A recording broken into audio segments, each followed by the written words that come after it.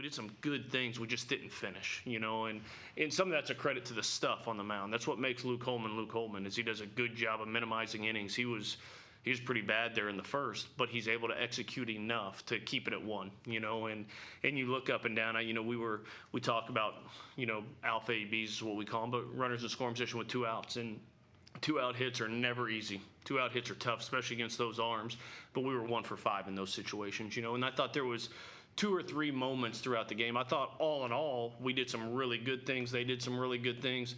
But there was 3 or 4 moments they just beat us. We get the double play ball. We want credit their guy for busting his tail down the line. We only get 1. We turn a double play. It's a tie game coming off the field in the 6th.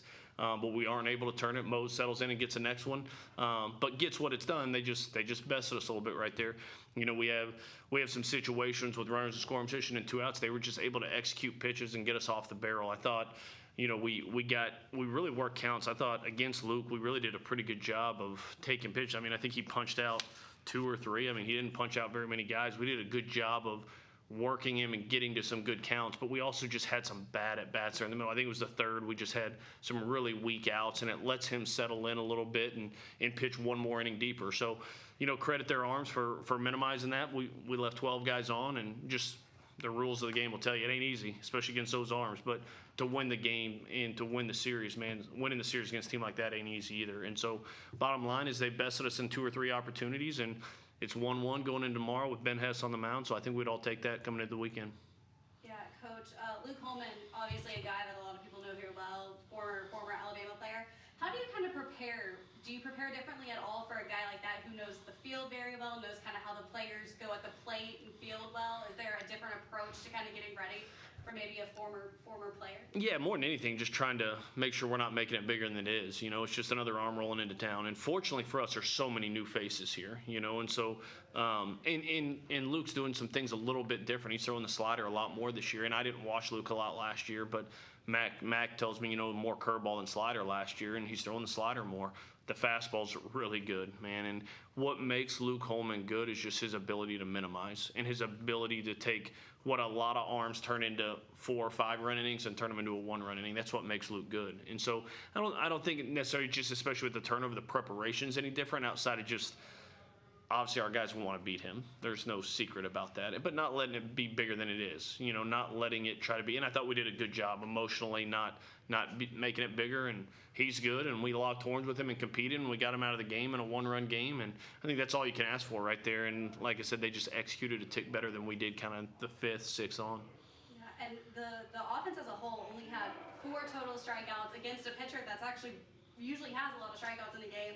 How have you seen this offense kind of grow so far this season to kind of get to that point where they're not striking out as much? Yeah, I think it tells you their playing's good. They did a good job doing that. Now, the other side of that is we also, I thought, had some weak early outs. Like I said, in the 3rd, I think we go, weak ground ball, lazy fly ball, and I think he threw 4 or 5 pitches in the 3rd inning. And so sometimes you'd almost rather the strikeout be up a tick and work him a tick more. But as a whole, man, these guys compete their tails off with 2 strikes. They do a good job, and it's kind of been us. Hagen Smith punched out everybody. We didn't punch a ton off him. Luke Heman punches out everybody. We didn't punch a ton off him.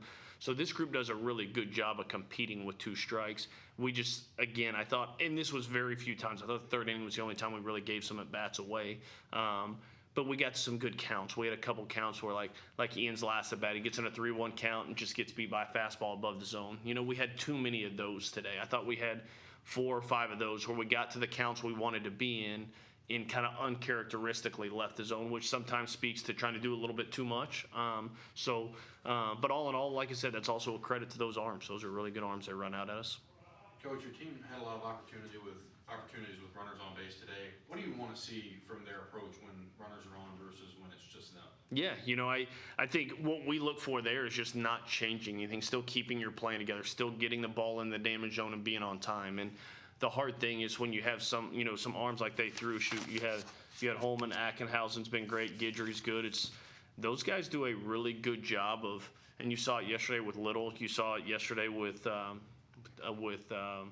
their guy threw at the end. I'm drawing a blank on his name right now, but they just do a really good job. You get to that advantage count, and they still have the ability to land the slider in an advantage count. This is not a you get to a 2-0, 3-0 count, and you're getting heater, heater, heater. I mean, these guys do a really good job of using the secondary stuff well, and when you do that, a little bit of doubt starts to creep in the hitter's mind, and they get a little bit more in between. And I thought we just got in between a few times. Like, we're going to leave the zone at times. It's going to happen.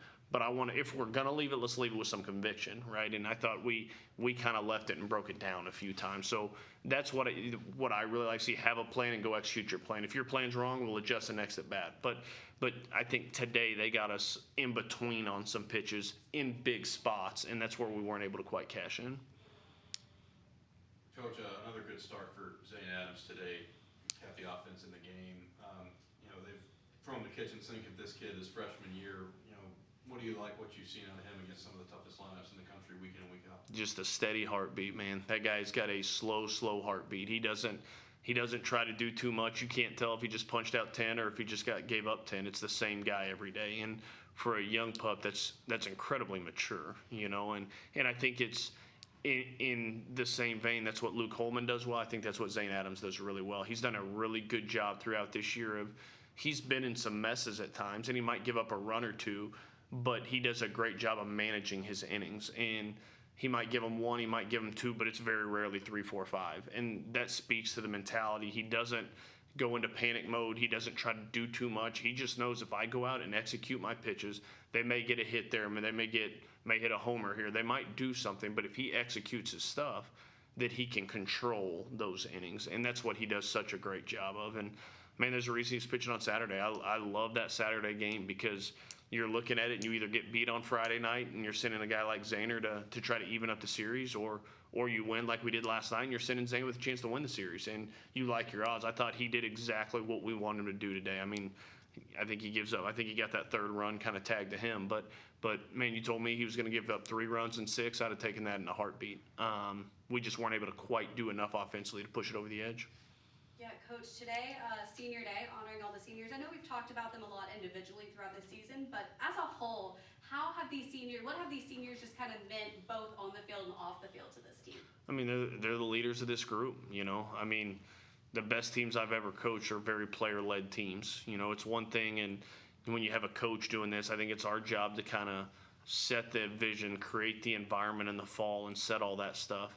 And then once we get to this point of the season, you toss those older guys the keys and say, hey, it's yours, let's go run with it and take us for a ride. And I think this group's done an unbelievable job at doing that. And, I talked about it a little bit last night. We came in and there's a few seniors that were here that decided to stick around that probably could have either hung it up or gone elsewhere, and they gave us an opportunity. Then you have a guy like Evan Slide who believed in us, had 1 year left, and said, man, this is where I want to be and spend my last year. That senior class is really special. Cam Guangareno, what an unbelievable kid.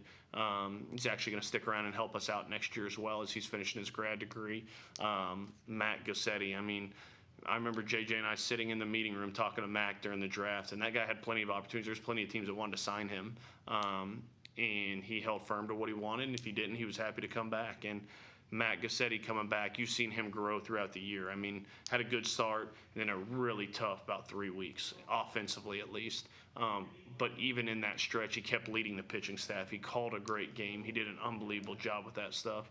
And then in the same vein, has kind of turned the corner, I kind of think, since Kentucky, and been one of our really stout offensive players. So all in all, guys like them, man, it's you appreciate them, I think. And the longer you do this, the more you appreciate those guys and the way they go about their business. So we're not where we are without that group of seniors, either the ones that came in or the ones that believed in what we were doing and decided to give it a chance. So, regardless of what happens down the stretch, I hope we keep playing good baseball and get to knock down the door to Omaha.